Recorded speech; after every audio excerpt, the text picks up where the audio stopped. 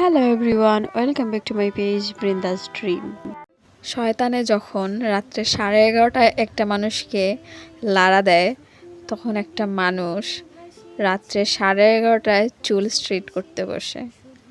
আর চুল স্ট্রেট করতে বসছি কারণ হইতেছে গিয়ে কি, আমি নতুন গ্লাট কিনে আনছি, মানে ক্রিম যেটা আর কি। তো আশা রাখতেছি মনে করেন যে রাত পোহাইয়া যাবে, বাট আমার চুল রিবন্ডিং করা শেষ হবে না। মনে করি 4টা বেজে যাবে, যেহেতু 11:30টায় স্টার্ট করতেছি, 4টা বেজেই যাবে। শুরুতেই আমি শ্যাম্পু করে রাখা চুলটাকে আঁচড়াইয়া নিয়েছিলাম।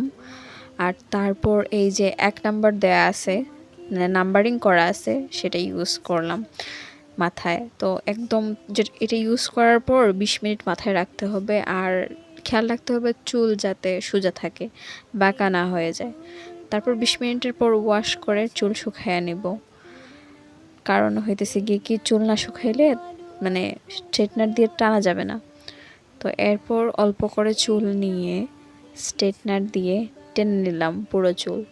এইটা করতে ভাই আমার এত বিরক্ত লাগে, পুরাপুরি 1.5 ঘন্টা লাগছে আমার চুলগুলোকে টানতে। তো তারপর চুল টানার পর এইরকম হয়ে গেছে আমার চুল। এরপর যে নাম্বার 2 বামটা আছে, ওইটা লাগাইয়া আরও 20 মিনিট রাখলাম।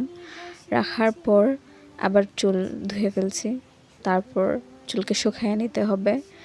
চুল শুকাইয়ে নেওয়ার পরে যেহেতু আবার টানতে হবে স্ট্রেটনার দিয়ে, সেই জন্য মানে তাপটা সহন ক্ষমতা করার জন্য একটু সিরাম ইউজ করে নিলাম চুলের।